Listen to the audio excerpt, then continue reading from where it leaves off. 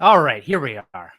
My friend Carlos, it's time to engage and get into the live stream. Get into ToyStream Live here. Welcome, everyone, to just a wonderful Thursday evening where we're going to sit here and we're going to talk about toys. ToyStream Live is back, and we've got a very exciting episode this week. Because as you can see, I finally have my nerd room, Carlos, set back up. And I've got a backdrop that's appropriate for live streaming.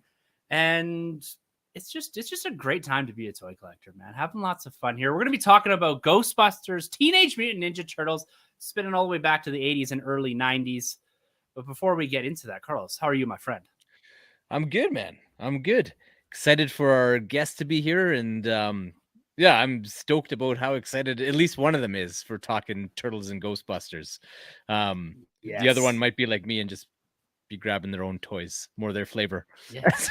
As we go. Hey, to each their own. This is about celebrating these franchises through the toys, and that's what we're going to be doing today. And we're going to be doing it with our good friends from over at the House of Nerd. So I'd like to welcome both Elle and Sergio from the House of Nerd. Welcome to the Nerd Room. Welcome to ToyStream Live, guys. Very excited to have you here. We've got a big weekend planned, actually. Big nerd crossover, crossing the stream, Sergio. Talk to me a little bit about you guys, what you guys do, and kind of how this was conceived, my friend. Hey, first off, man, thank you so much for having us here in the nerd room, man. Excited, been looking forward to this for a long time, man. Digging what you guys are doing. Yes, myself, Elle, part of the House of Nerd show crew. What's going on, Elle? What's going on, Sergio? How you doing? Yes, I love it, man. We've got a room full of nerds here, man. Nerd is the common denominator of both these shows. But, you know, we do different things. We talk toys and movies and that. And you guys dabble in the movies, but you guys are heavily focused in the comic book space. Every Sunday, you can catch these guys, House of Nerd, over on YouTube. But why don't you elaborate a little bit for those that don't know who you guys are on your show and really what you guys are bringing to the table? Because, you know, between the comic talk and the guests that you bring onto the show, it's quite a dynamic, diverse, and kind of one of those shows that I rely on to help keep me plugged into the comic book universe. And so, how did you guys really get into that and really develop the show?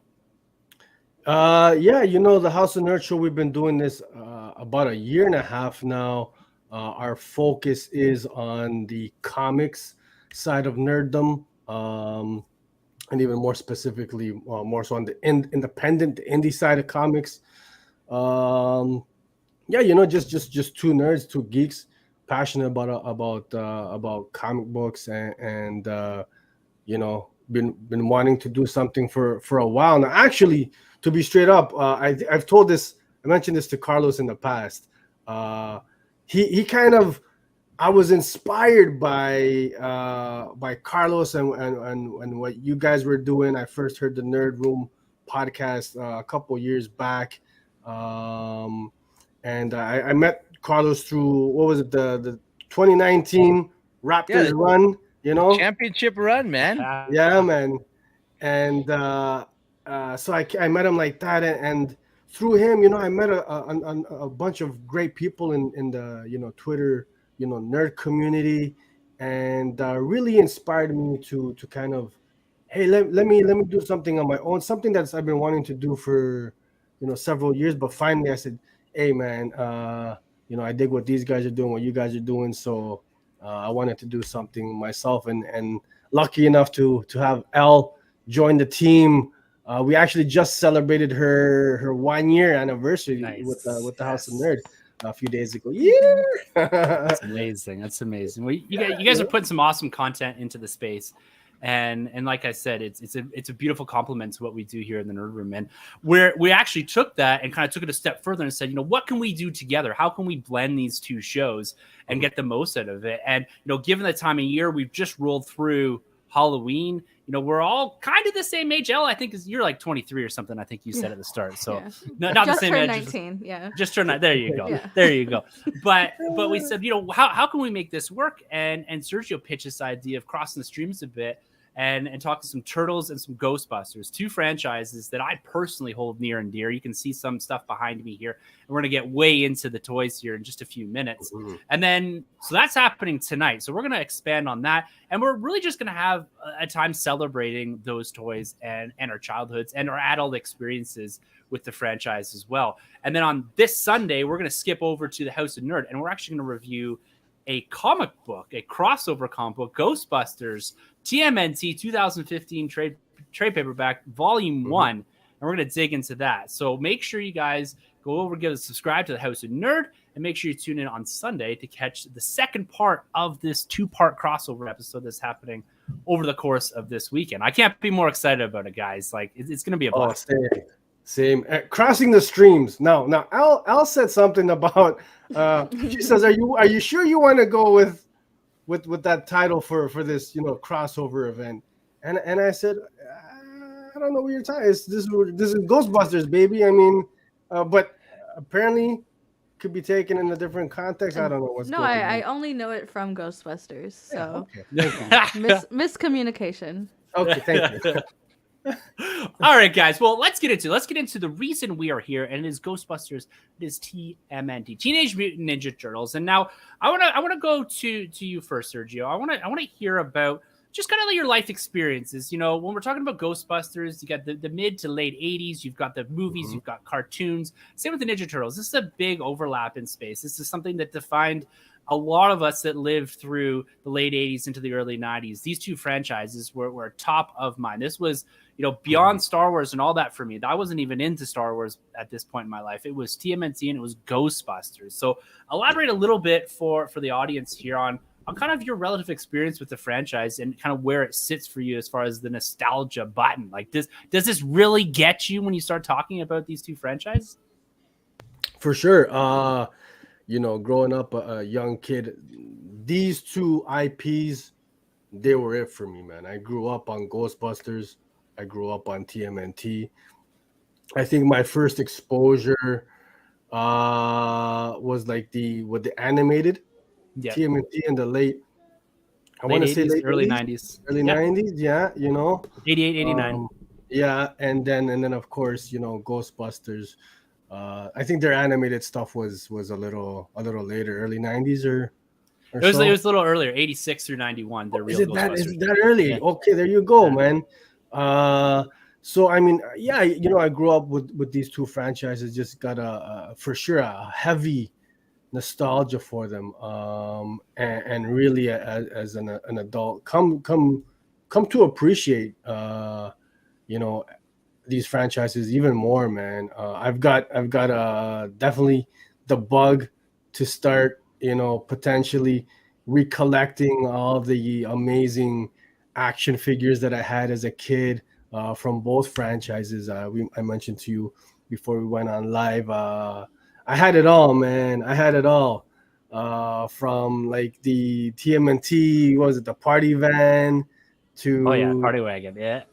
Yeah, the what was it, the Ghostbusters firehouse, which man, that bad boy right there. My goal by the end of this stream is to have you, or to convince you, to pull out the wallet and start spending money on Ghostbusters and TMNT vintage figure. If we can get a live eBay purchase, a live Kijiji purchase, that would be all the better. Al, you better PayPal me the funds. Right? Yeah. What's going on now? Speaking of which, Al, why don't you jump in here? Ghostbusters TMNT. What are these franchises to you? Did you grow up with these? Did you jump into these a little later with some of the movies, or are you like, is Michael Bay your entry point into TMNT here? Well, like the Turtles, I too was a regular person at one point.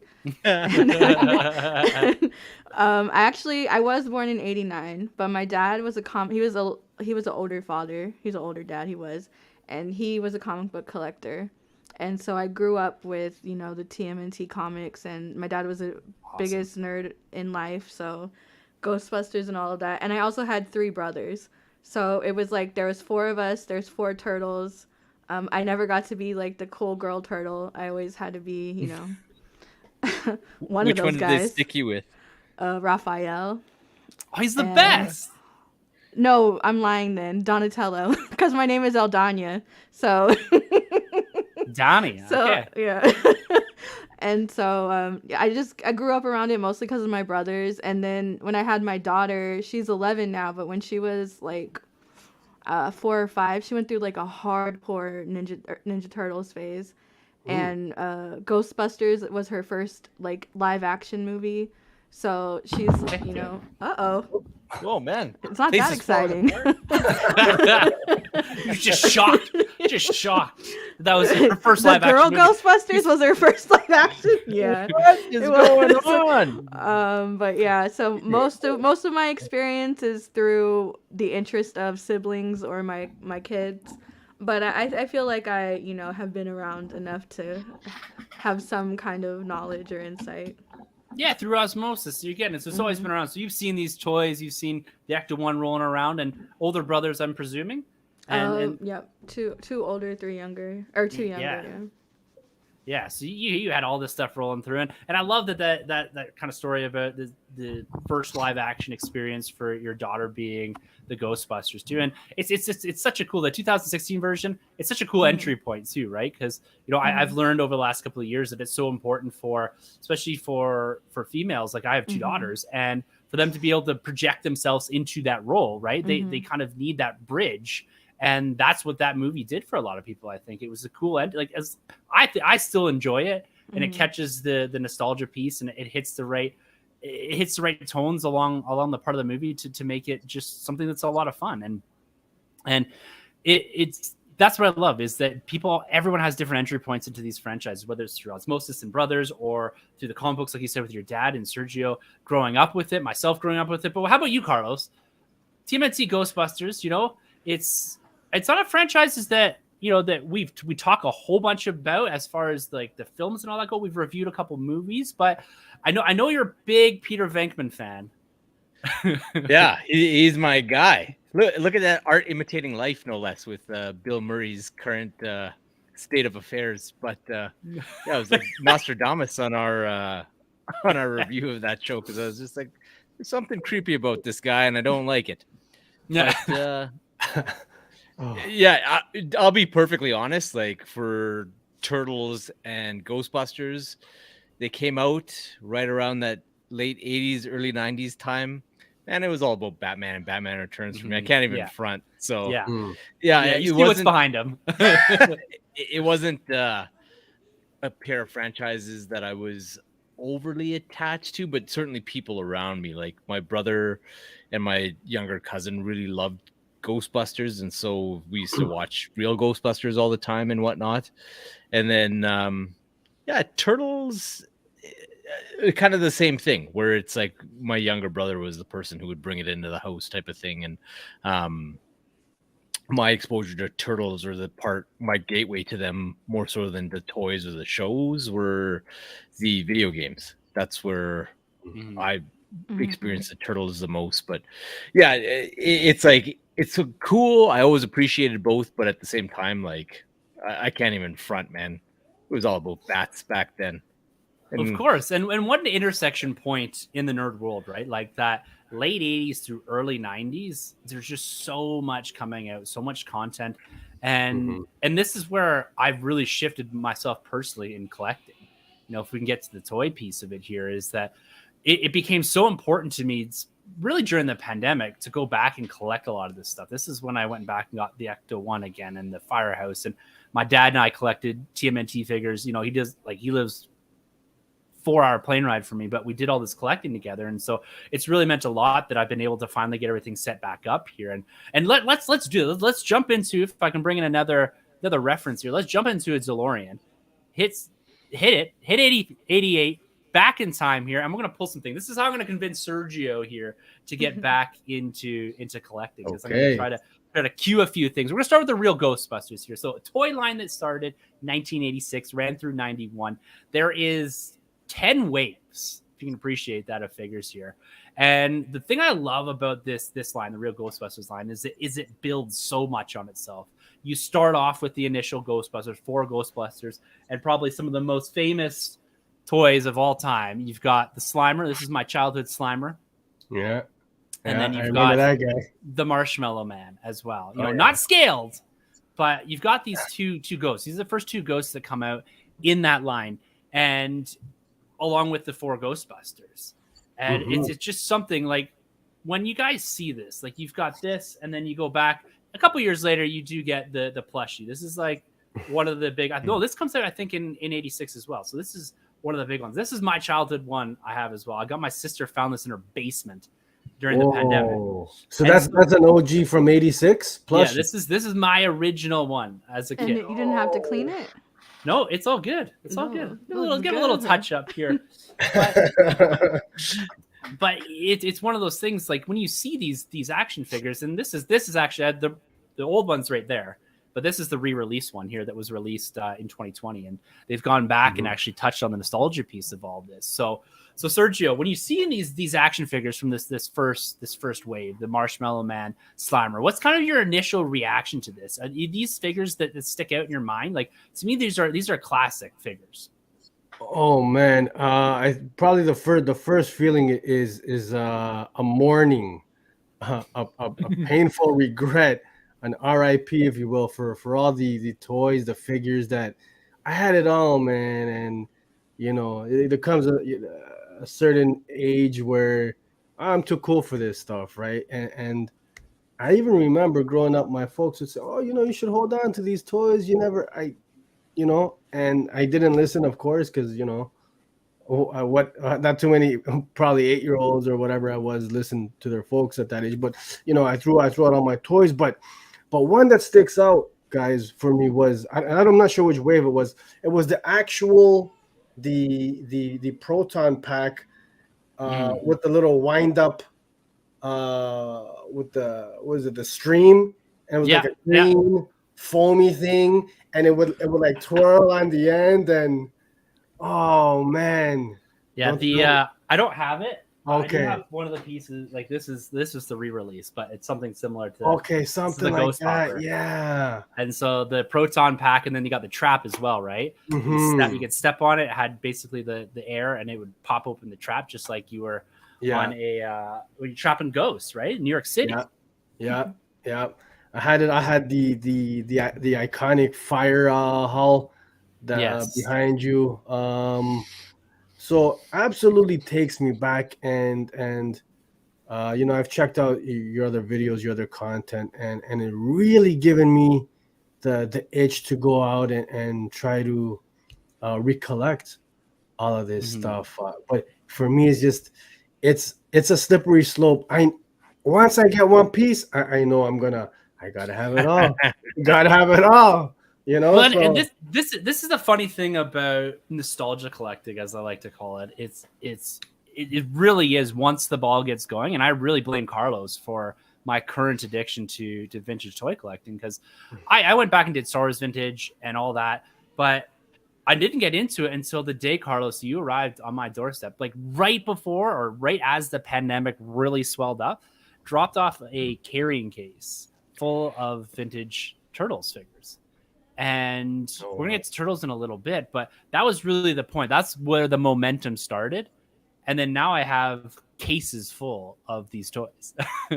It became a real vice. So I'd like to thank you, Carlos, for not only redirecting my collecting focus, but also finally helping me find what it is. Like, buying Black Series and Marvel Legends, I really love that. But doing that in perpetuity, it wasn't bringing me the same joy as all this stuff is.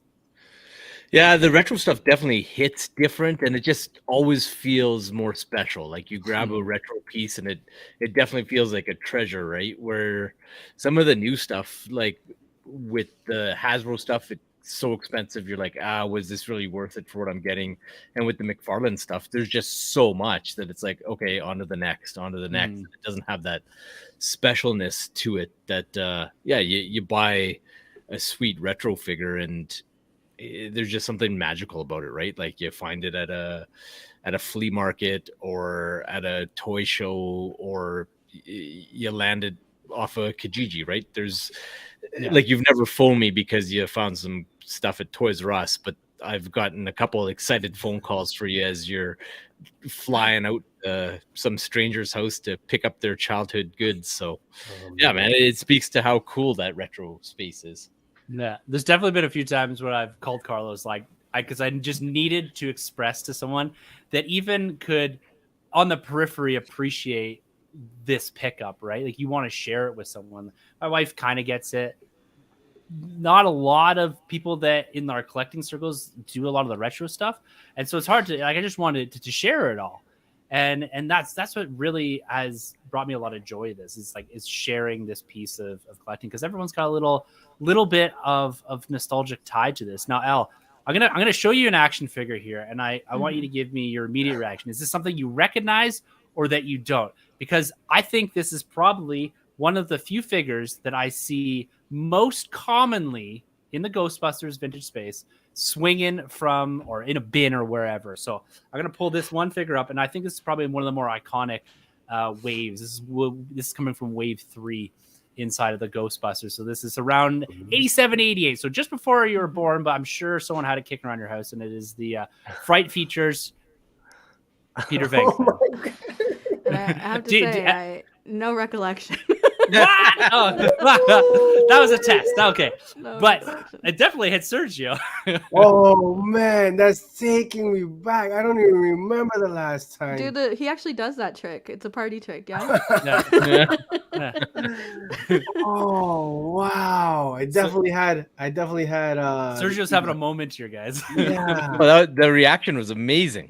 Oh man, that's great. It's wild. Like, I run me through your head here, because I've had this experience so many times, and then we'll come back to Elle here in a second. When you see something that you have not seen for decades, and immediately there is that snap reaction, like, oh my, I remember this vividly. I had this with the Ecto 2 helicopter that's right there. I had that moment, like, I saw it on Kijiji, and I was like, I have not seen this in like 30 years, yet I remember it like it was yesterday. And I feel like that figure just did that for you, Sergio. Walk me through your headspace there for a second. It's, I'm like, it honestly such a trip. It's like, again, I have not had that. I have not seen that in, I don't know, 30 years or something, whatever it's been. But, man, it's legit. I remember you just squeezing the figure and the eyes popping out and the hair. And for sure I had that. And,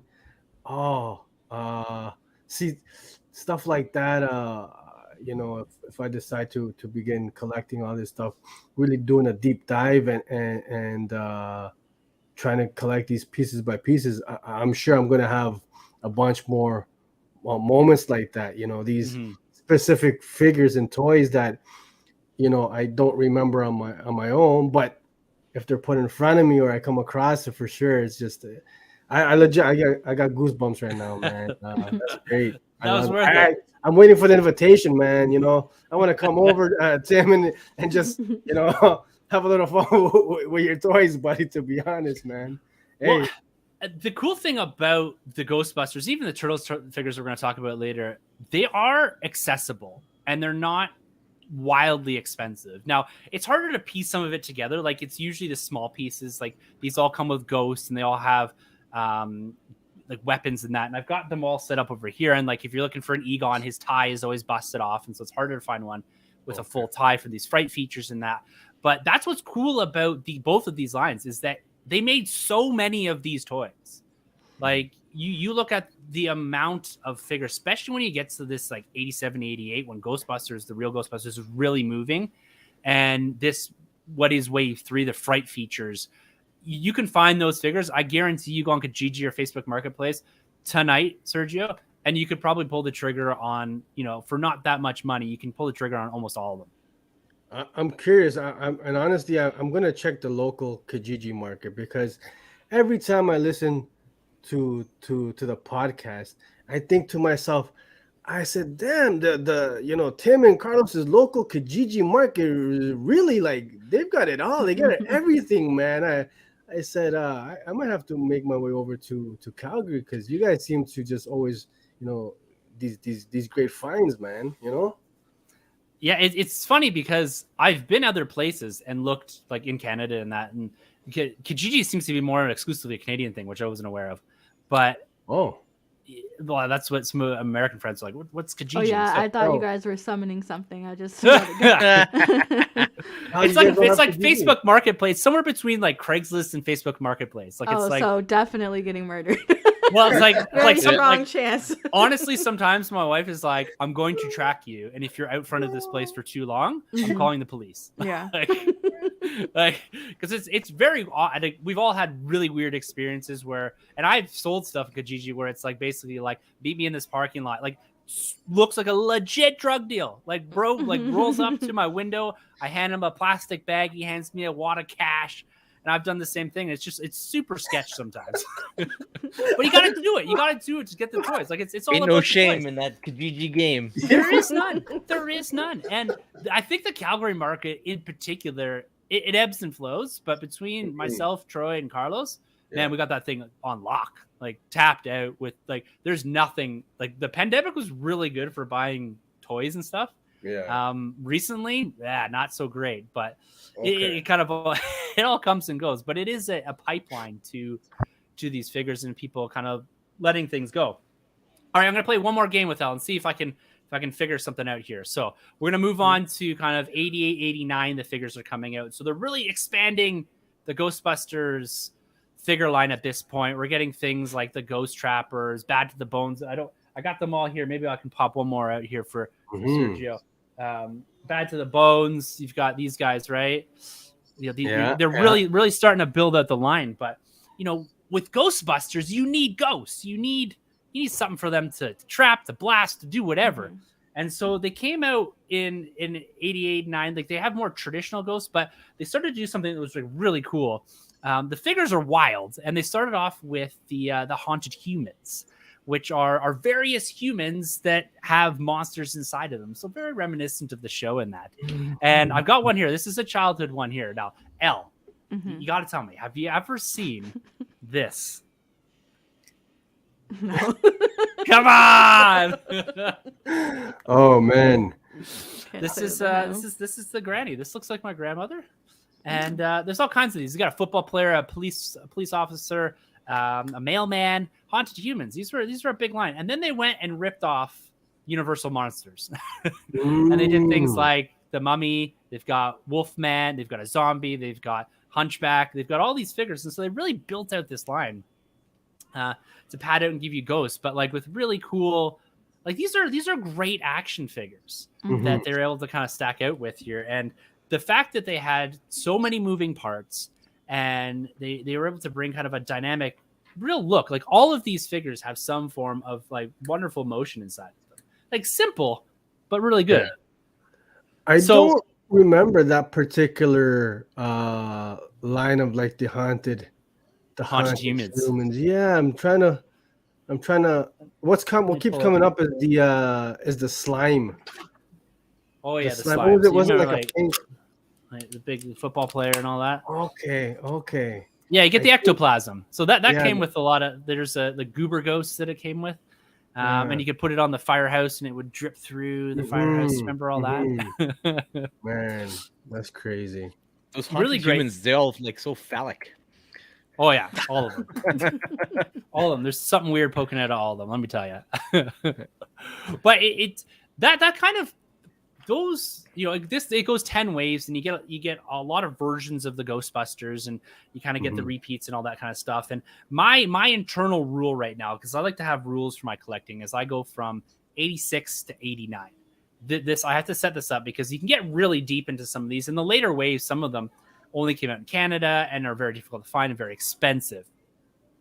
But I kind of had to put those boundaries up because it really makes it a little easier for collecting. And, you don't get so much of that plastic anxiety when you're kind of looking around and saying like, am I going to pay that much for a vintage Ghostbuster figure? These early waves are easier to find.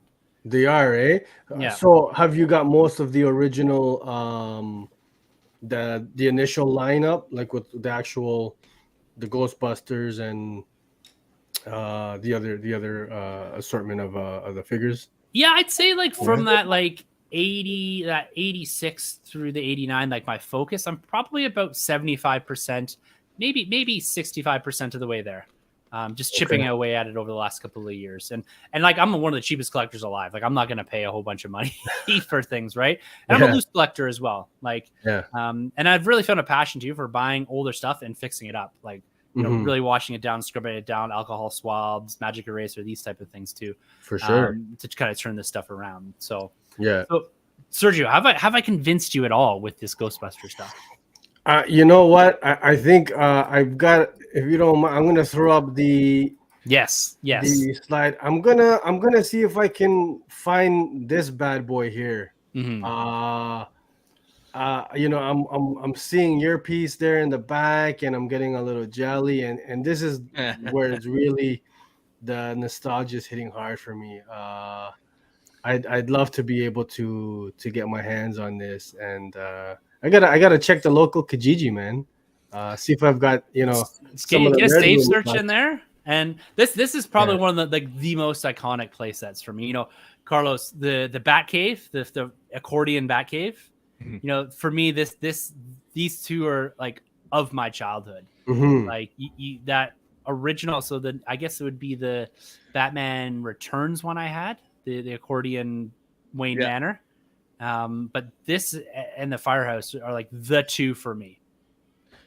Yeah, and this is the one thing that you said you're just missing the sign itself, the little Ghostbuster sign. Yeah. And then that little piece is going, you're saying, for like $80, $60-$80, depending on like where you're looking. It's one of those pieces, and that's the hardest part about vintage collecting, right? Is that it's often the pieces that break easy because this thing sticks out, right? Kid walks by, off the knee, break, it goes, right? Yeah. So it's the pieces that break, and it's the pieces that are small and get lost. And so this is like one of the hardest things, at least for me personally. I don't know if other people have had the same sort of issues, but for me personally, this has been like the hardest thing to find. You get the like reproduction ones? You can. Would I? Yeah. I don't like, I'm okay with reproduction stuff as a placeholder. And to not ever sell it would be, I guess, the other thing. As like if I were to say turn around and sell this someday, I would pull the sign off and say repro sign, right? Not trying to like, you know, get it in there as being legit. I kind of want to start a counterfeit Ghostbuster sign business now. 60 bucks a piece. Jesus, it's crazy. I got your Firehouse sign right here. Oh man. Let me find a local Kijiji I can. Right.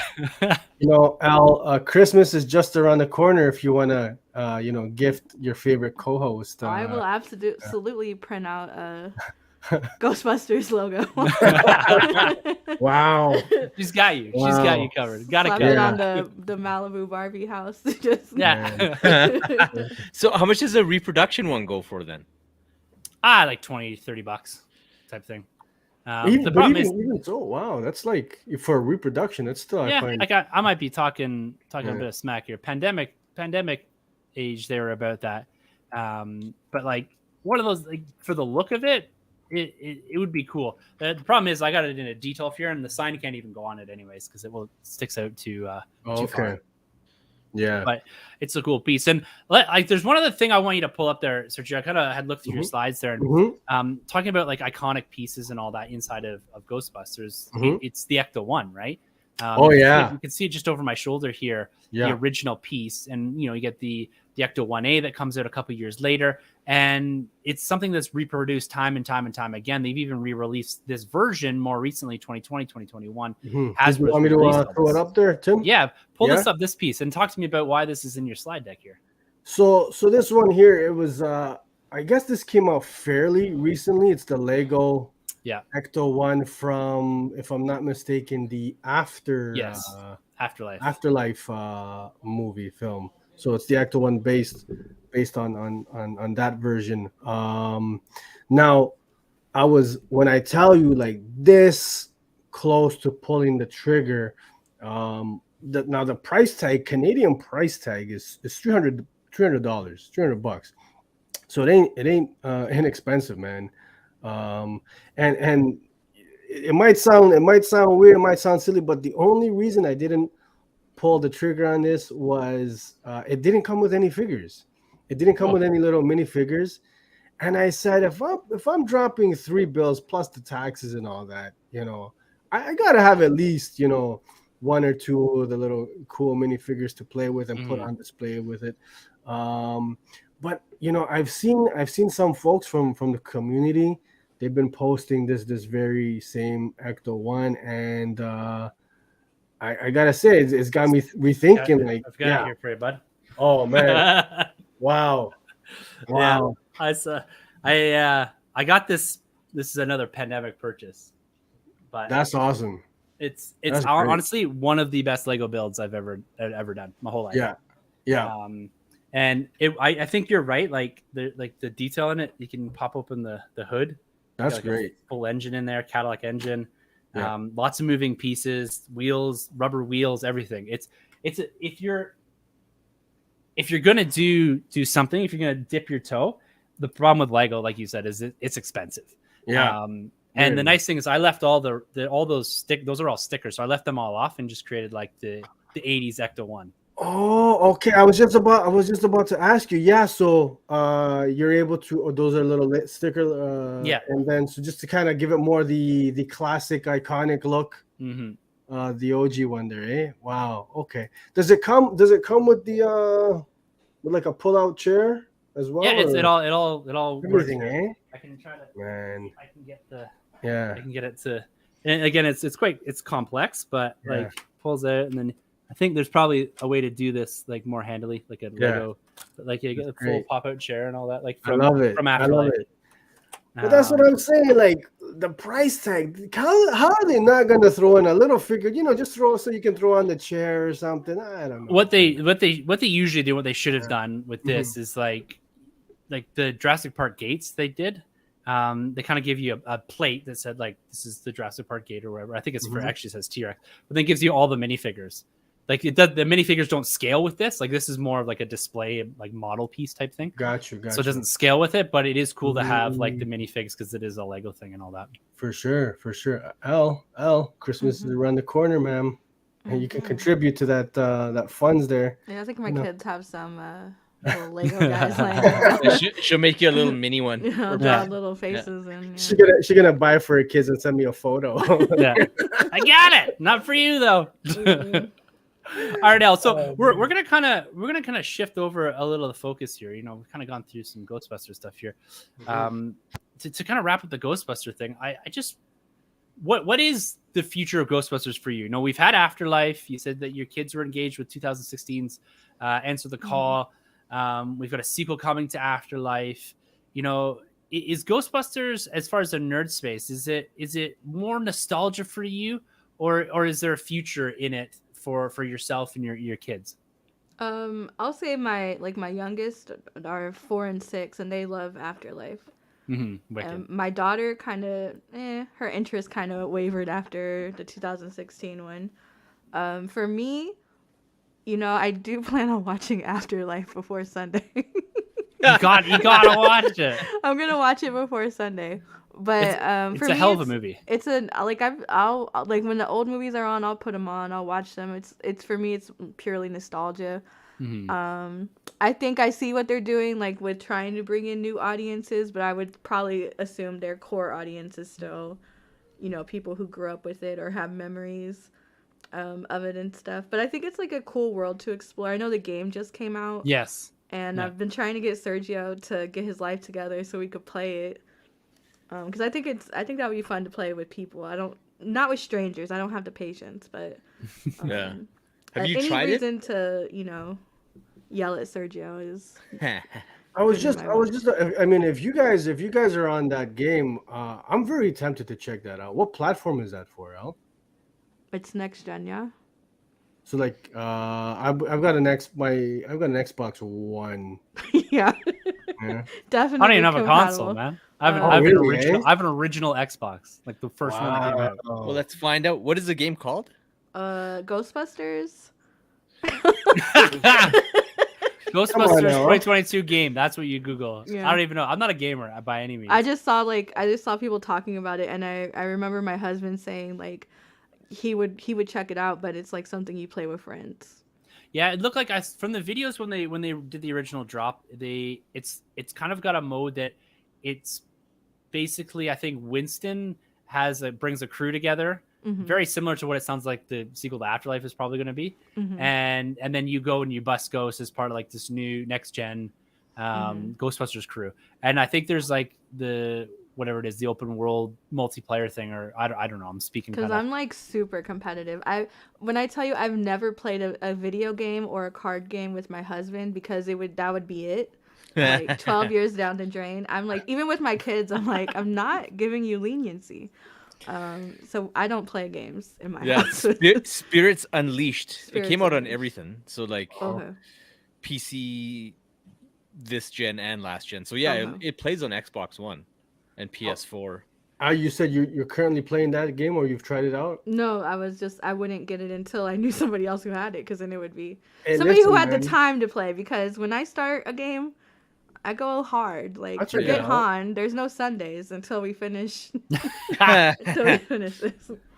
You're rolling solo, brother. It got all right reviews, and it's a cheap game too. I think it's like $50 Canadian. Yeah, that's not too bad. Compared to the 100 I had to pay for Gotham Knights. Is that how much games are these days? Did you get the deluxe or? I did, yeah. I had to get those Jim Lee costumes. He's got to go full on. He's the goddamn Batman. Yeah, I stopped short of that collector's edition though. It was a little rough. Oh, yeah, I didn't like the collector's edition. It was like, and it was so expensive too. It was like $300 and not very good. $300 for a collector's edition game. What's the bonus? Like, what's the content that you're getting for that price? Mid statue. Yeah, very mid statue of the four of them. Wow. Not a good one at all. Man. Yeah. Okay. Yeah, like you could just buy the 4 McFarlane figures and just pose them up, and it would look way better than what that statue looked like. Okay. Yeah. To get there. Yeah, man. Well, that's Ghostbusters, you know. So just a nice short celebration of what it is. I'm kind of on this path to try to convince Sergio to jump into one of these franchises, and then we're going to jump over to TMNT. So this is going to be another franchise coming from the late 80s, early 90s. This is something that we're going to see both of these teams cross over in a comic book from 2015 that we're going to be reviewing this Sunday. So make sure you guys plug into that. But we're here right now to talk about some of the toys. And this is another line that was near and dear to me. It was very much part of my childhood. And it's one of those lines that my mom gave away. And I would have never let her live it down. You know, we have this nice, great exchange. I message her every so often. I said, Mom, I just spent $100 on a couple of TMNT figures that you gave to my cousin when I was 10 years old. And so everyone's got these stories, and I love, except for maybe Carlos. I think Martha kept everything for you, man.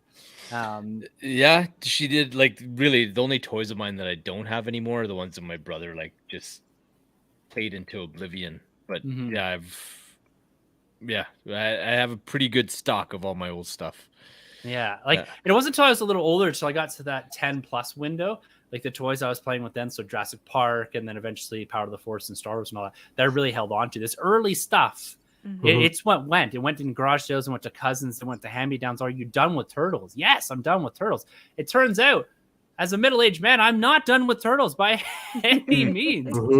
It became a big thing. And like I said, early days of the pandemic, Carlos, this is to the point where we're still leaving things out back because we all thought that COVID was going to get us just by touching things that other people had touched.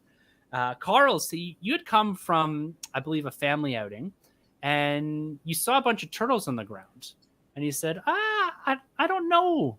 I don't know if your nephew should be playing with these. So I want to just touch on that because there's a piece there of them being so iconic, the look of them, of those Playmates toys, that from a distance, you're able to say, I don't know. I do not know if those kids should be playing with those. Or was it because of the look or what you remember, the nostalgia of it? Because it certainly sent me down a rabbit hole. But like, what was it about those figures that kind of made you have that initial reaction that I'm going to scoop these up and I'm going to give them to my friend Tim? Yeah, I'm not going to front. I'll be honest. Like, Auntie Neve pulls out the box of toys for the boys, and it was the old RoboCop and the Ultra Police car at the top, and then Grimlock and a couple of like the old like G1 or actually knocking on G2 Transformers that caught my eye, and I was like, no, there's too many treasures here for these beasts to be unleashed on these toys. So yeah, I cut them off. It's like, yeah, you could take this soccer ball and this deflated football, and you guys go have fun with those things. But yeah, I saved the rest of it, and there was like some good stuff in there. And my wife's cousin, he's the salt of the earth kind of guy, and he's like, you know what? They're just sitting at my mom's house. Why don't you just take them? And if you can find a home for them, I was like, well, what do you want for them? Because they're worth money. And he's just like, no, just put in a donation to Dreams Take Flight, which is a bit of a charity that the family supports. So yeah, they made their way to your house. So without getting destroyed by my hellion nephews, and off we go. Off we go. Yeah, a little nice donation to Dreams Take Flight, and here we go. I'm down a rabbit hole. I'm down a path, and I'm trying to actually push Sergio down that path as we speak right now. So I'm going to pull a few things into view to see. What do you got, Tim? What do you got? I didn't pull everything out of the cabinets. They're all over on a cabinet over here, but I'm going to start off with Leonardo. You know, this is one of the ones that came out of the package that was dropped off at my house by Carlos. You know, you can see the nice, like, you get the white eyes, just like this beautiful articulation. You know, it's nothing fancy, but you've got kind of like these nice, like almost butterfly joints in the legs. Just a wonderful figure and something that really takes you back. But, you know, the turtles are the turtles. The thing that I always loved about this line was really, especially from this 88 version, this kind of wave one, was the bad guys. Bebop and Rocksteady. Mm-hmm. These guys. These are the two. These are the first two. I went up to and saw our good friend Dave at Snap Collectibles. Went up, and these are the first two things I bought. Outside of the stuff, because these to me are iconic figures from the 80s. Did you have these ones, Sergio? I did, and correct me if I'm wrong, Tim. They were part of the initial line, right? The initial wave. Yeah, they were there's 2, 4, 6, 8, 10 figures in that first line that span from the Bebop, Rocksteady, Foot Soldier, you got the 4 Turtles, Splinter, Shredder, and April in there. Yeah, I think I might have had them all from that first wave. But you're right. There's something that's so iconic about that Bebop and Rocksteady. I definitely had those guys.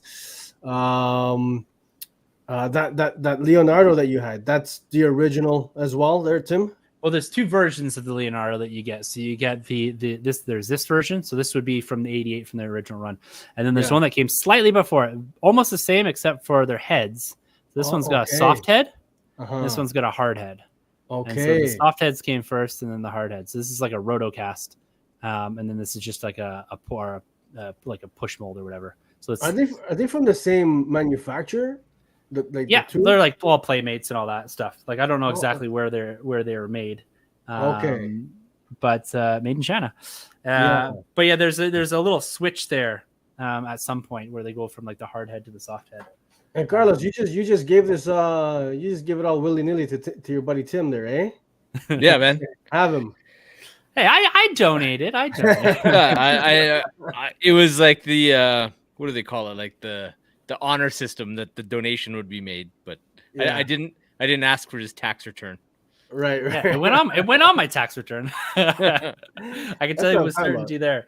And then like as you go through that, you really start to build out. Like the wild thing about the turtle stuff is like you get everything. Like Casey Jones in the next line, and Ace Duck and Krang, and it's Baxter Stockman. Like it goes pretty wild and pretty deep, pretty fast. Like this line goes for almost 10 years, I think, and hundreds of figures. And this is another one that I've had to like stop at. and say like, okay, I'm only going up to like 1990 because there's so many figures. But one of the figures here, and I'm gonna get Elle at some point here. I'm gonna get her with remembering some, kind of hitting that the nostalgia button and really trying. This is my last thing here. I got. Come on now, don't make us look bad. You got it. You have to remember. So these were a big part of my childhood as well. But you have to remember the giant turtles. Oh man, Do you remember these? No, come on. hey. I respect that. I can't win. That. Do you remember these, Carlos? Do you remember I got all 4 of them, but these you're talking expensive. These things, like I'm missing the belt and the weapons. I remember other characters that were like that, but not the turtles. Yeah, the Bebop and Rocksteady, you get in this scale, but they're like $400 for a complete one of those. Wow. These ones are a little cheaper, but my dad actually rebought me all these. I had all these as a kid. This is something that I remember like getting for birthdays and all that, is these giant turtles. These are some of my favorite figures of all time. I can smell. I know the smell the plastic, man. Oh man. I'm getting him closer, Carlos. I'm getting him closer. Yeah. He's gonna be safe searching giant turtles 1990. Sergio, on Discord, I just sent you a picture. Yeah. That's like, this is like the merch that I started buying like as an adult for my daughter, because she was like, you remember like the 2012-ish, I think, is when Nickelodeon. Yeah. Yeah. There's so many lines. Like the turtles, they go through these phases where you get a whole bunch of stuff and then it kind of dies off, and then you pick it up and it goes in these big waves. And that's what's beautiful about these franchises, both of these franchises, right? You know, we're talking some of these toys, and like you get to the latter part of 1990 and you start getting things that are like Raphael in space. Like they kind of did literally everything, you know, and you get like surfing Michelangelo, and you get them as punk rockers and endless. Yeah, I do remember the punk rock line. Yeah. Donatello's a firefighter. Like it's like samurai stuff, and then you get the movie stuff integrated as well from the 1990s, where you get kind of the movie turtles, and you get Toka and Razor integrated in that. And so this line was kind of a hodgepodge of everything that was going on in the cartoon, their own stuff, and really once you get into the latter part, it's just, let's put a new suit on these turtles every single week.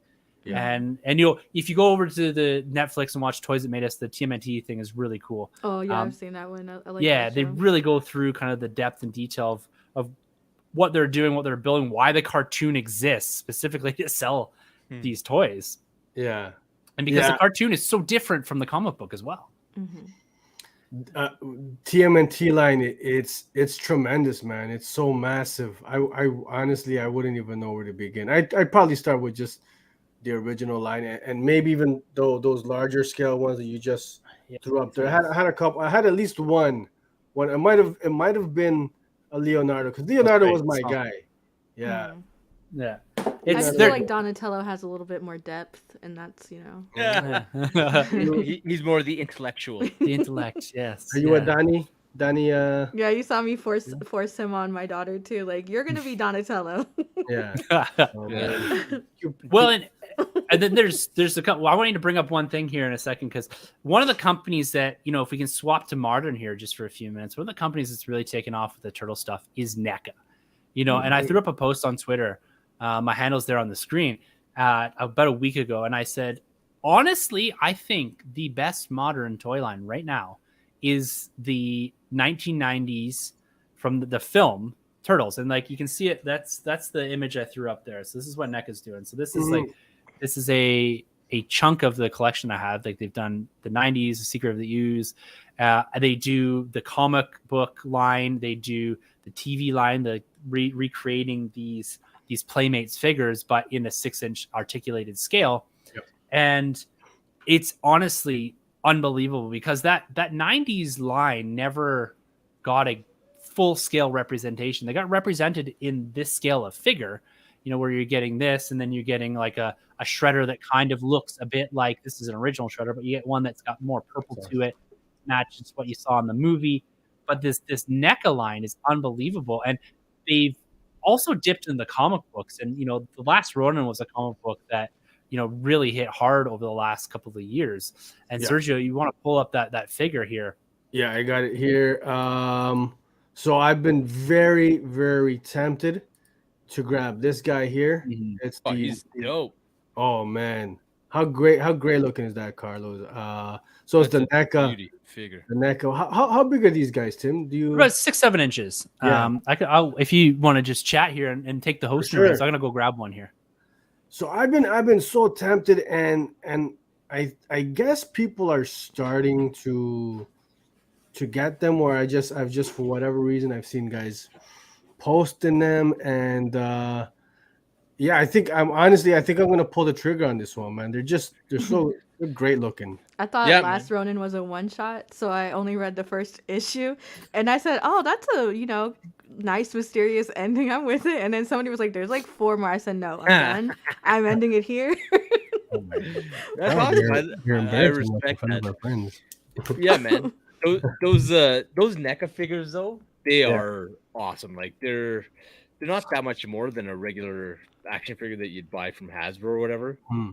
But the quality is not even close. Yeah, unbelievable. Like there's the Donnie. I brought that for you, Al. Oh, that's Donnie. awesome. What's, Yeah.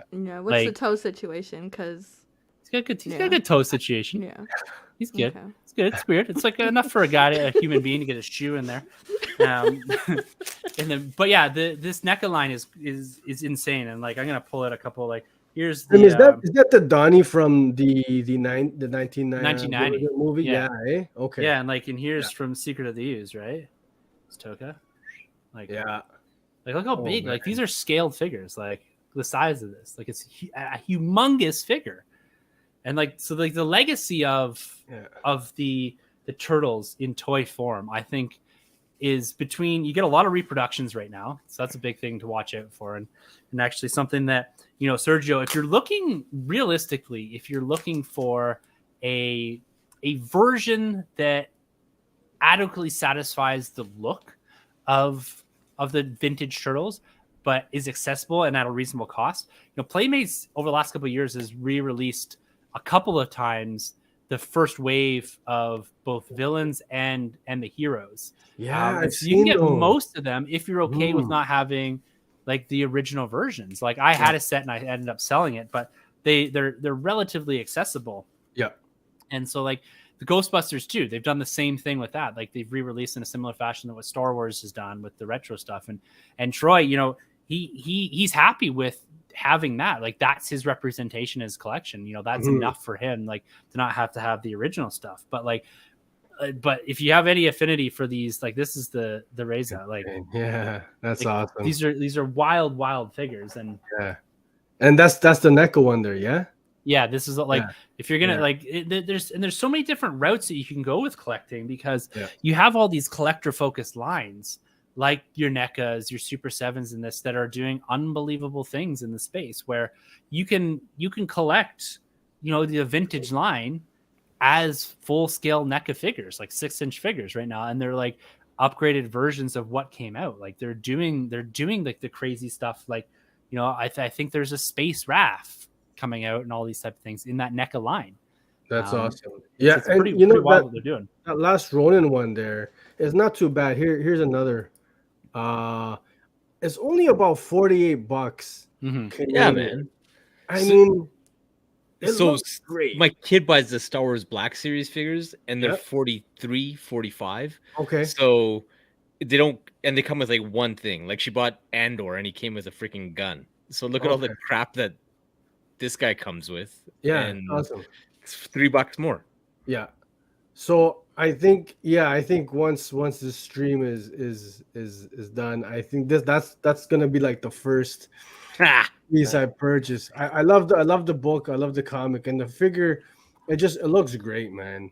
I love the design of the last Ronin in particular. So you getting the hooded look, or are you gonna go with the hood down? I think I'm gonna go the armored look. Yeah, I'm gonna go with the armored hooded look for sure. And then you did mention, Tim, the re-release with like the Playmates. So I've seen that as well, and again, I just, it's like, it's probably a little easier, to it'll fulfill that nostalgia, right? It'll probably be a lot easier on the wallet too, right?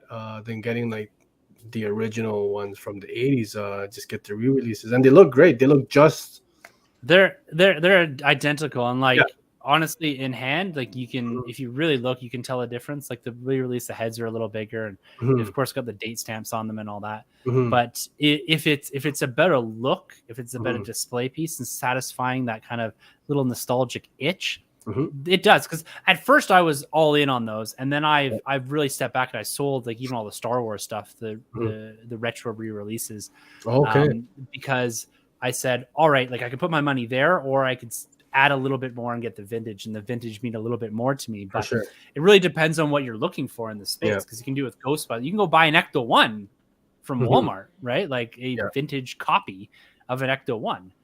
You can go from Big Bad Toy Store and pick up the vintage Shredder or Baxter Stockman or whomever you want. And it's there, and it'll have the look. And you know what? Unless a real TMNT toy collector comes in, no one's gonna know the difference, right? Like so it's all about what you're chasing, and I kind of support both. At first I was all in, and then I kind of stepped back and said, it's not for me. But I love that people have the accessibility to this stuff. You just got to be careful on the secondary market. You know, you got to always make sure you're looking at date stamps on things. That's the other thing too with me that I've kind of been hesitant. I'm not, I'm not a professional, right? Like I could think, hey, I'm getting like the vintage, the OG line, but I have to do like enough research and all that good stuff. What's nice about a lot of the vintage stuff, like vintage Star Wars and vintage Turtles, everything's got dates on it. Oh, they do, eh? Yeah. So like even these vintage Turtles, like right on the butt, I don't think you'll be able to see. You can see a little writing there. Man, hard to see. It's all date stamped, and even this is a re-release here. This Marshmallow Man, it's date stamped 2020 on its foot. Wow, look at that. So that helps then. Eh? Yeah, and like all Star Wars vintage are like that too. Like it's all date stamped, and so it allows you to differentiate if you're buying a vintage or a re-release too. And so something to be very careful of.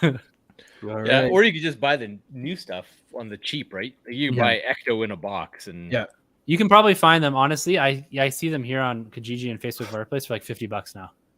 Like they're still at the Walmart by my house. Are they still there? Yeah. But are you guys inbox guys, or you? I can see pretty much. It looks like you guys are all about just displaying them outside of the box. Depends on what it is. And what the packaging looks like. That's why I love McFarlane figures, because the packaging is so ugly that I got no problem throwing it in the bin. But like I just bought the NECA RoboCop, and the box is super cool. So I'm like, NECA's tough because they make their boxes like I get some of the Back to Feature ones, and I eventually pitched all the boxes. I just kind of closed my eyes and got rid of them all. Oh, but really? Like the boxes are a piece of art themselves. Like they're like the swing box with the piece of Velcro on it. They're all detailed to the point in the movie where this character is introduced, and like Biff Tannen is in the 1950s, and you open it up, and it's really cool. What NECA, like NECA is such a collector's focus brand that it's just doing all the right things, taking all the right strides to really re-engage the collectors, right? And so I find that like I bounce between those two lines for this. I'm a real 90s TMNT guy, but I wanted to go back and fulfill kind of this old school stuff. And so it's a lot of fun, man. Toy collecting, it's very, very much like combo collecting and all that. Like there's a level that you got to put up some boundaries, and you got to say like this is where I'm at, like this is my focus. And at times you're gonna swing outside of it, and you're gonna be like, "Why am I here right now?" That's the thing right there, Tim. Is I gotta set myself, once I dip my toe in the pool, I gotta set myself some like hard parameters and not go overboard and go, because I can go down. I know myself. I go down that road and it's a forget. I'm getting everything. We've all been there. Because I think for me that would be like the 2000s Burger King, Cyber Crusaders, the Backstreet Boys robot figures, and they're on. Because when I was a kid, we didn't have enough money. Like we were poor, and like I couldn't go, and that was like the only thing I want in my life. Was the Cyber Crusaders? We gotta find those now for you. I need to get them. I've seen them on eBay, and they're actually like super affordable. I just haven't, because I'm worried like I'm gonna start with that, and then You remember like the Wild Wild West stuff they had? I'm like, I'm gonna have to get that stuff. That's amazing. Yeah, but that's the kind of the fun of it all, right? Is dip your toe, see where it goes. And the nice thing about a lot of this stuff, like I've been personally doing this right now, is I've done a big purge in my collecting. Is I kind of figure out where I want to be, and the other thing that really helped me too for collecting is being an out of box collector, and for two reasons. One, and Carlos was really the one that influenced me to being that person. I used to have everything in box, all my Black Series, everything. Yeah. But then I'll never forget this. Like Carlos said, you don't want to walk into your room and it to feel like an EB Games or a GameStop, right? Like you walk in, it's all these Funkos on the wall, and you're like, well, this just kind of just looks like a store, right? You want to have this this feeling when you walk in that it's like your own personal thing, and every figure, every piece of it has a story to it, right? It's just not like these blind buys. And I was finding that the modern stuff, I wasn't connecting with any of it anymore. Yeah. I just bought it because I was like super into the MCU through 15, 16, 17. And Star Wars was back, and I was like really into this stuff. But I just had everything like hanging up. And one day I opened up all my 3 3/4 inch, and then I opened up all my Black Series, opened up all the NECA. And there's only a few things I have in package in my collection right now. I have all the original Jurassic Park figures all still in package. I think that's the way to go, to be honest, my man. You just you gotta take it out of the box, enjoy it.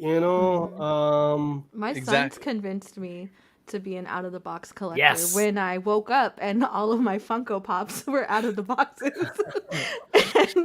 And so since then I only have like one Funko in the box still, my Stephen King. Everything else is like out of the box. You're like, Mom, just let them breathe. And it's funny because they started with like all of my Conan Funkos, and I'm just like, you guys don't even go here. Like there was like little kid ones you guys could have opened, but you had to do the Conans. Yeah. Joy's saying here that he's an out of box guy. I think I know a lot of people that started as in-box collectors, and I respect that game.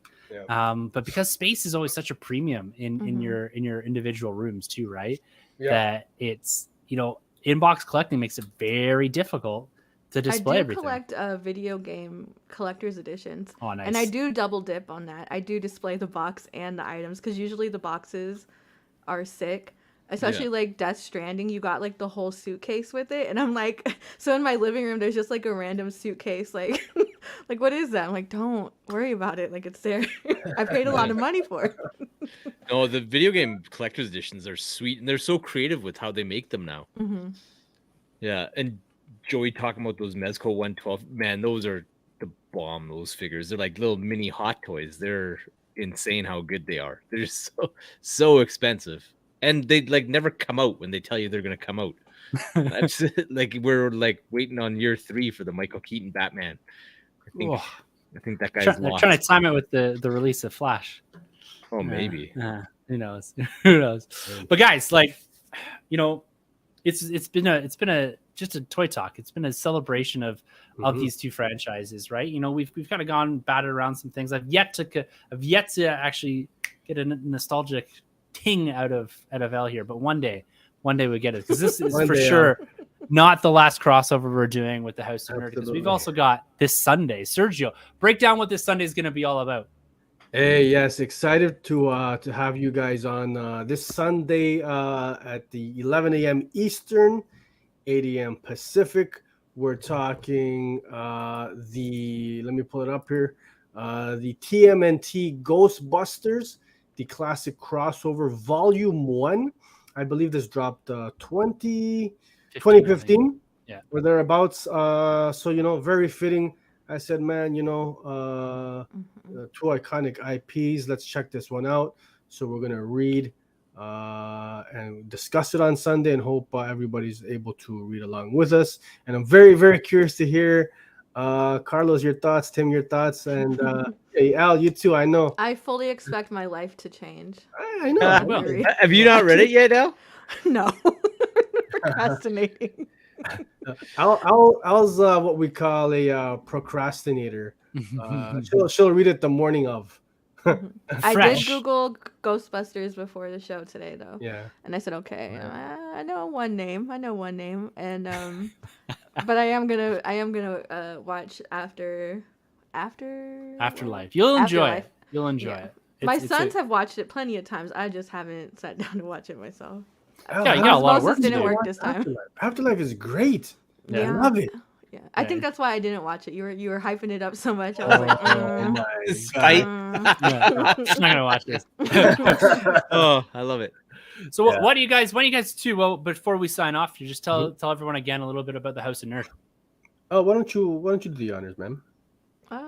Well, it all started with an idea I had, and I sold it to Sergio. There was an idea. He took it in, chose other people to know. Digging. No, it's all fun. It's all in good fun, I guess, for now.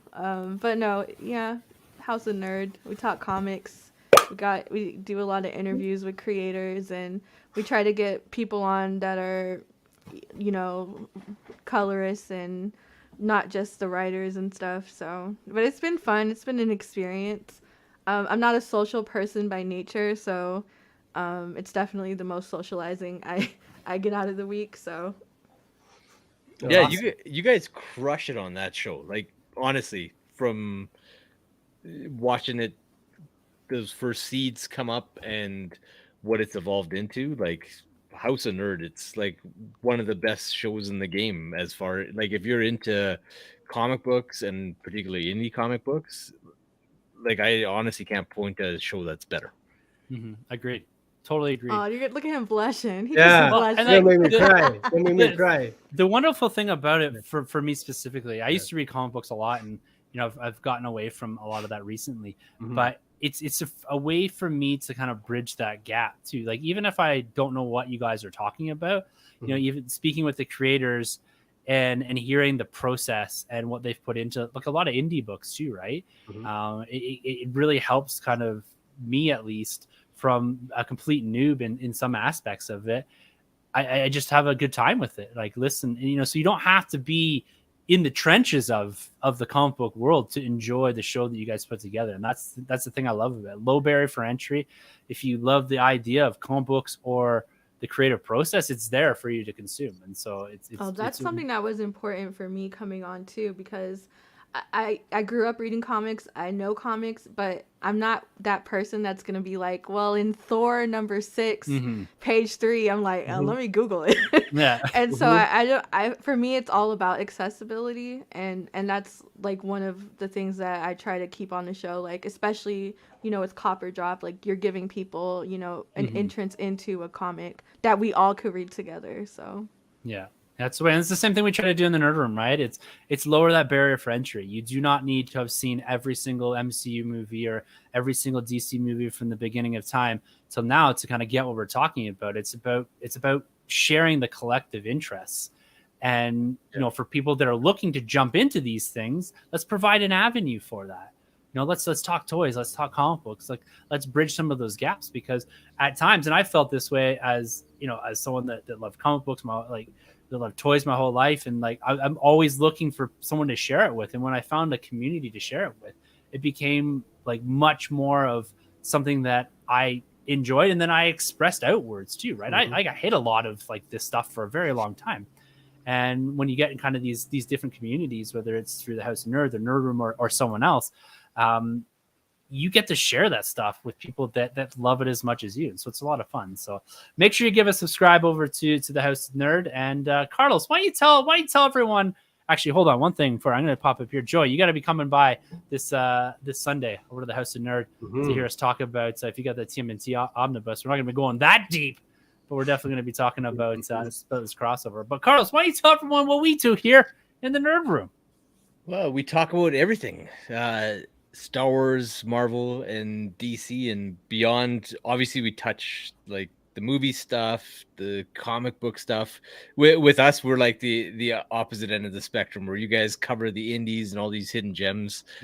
With us, and we're not even big two. We're just DC, baby, because that's where the quality books are. And I can never, in good conscience, tell somebody to spend money on a Marvel book. So, hey, that's the only reason why I agreed to do this. No. Respect. But yeah, and lots of toy talk and just kind of whatever strikes our fancy, and we try not to be the guys yelling into the mic and just spewing hot takes all over the place.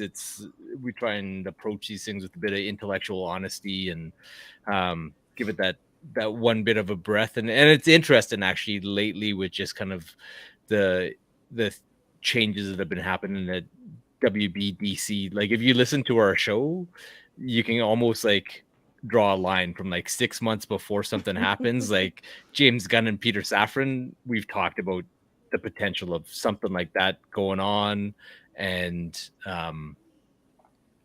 just instead of the sky is falling all the time type of thing. So yeah.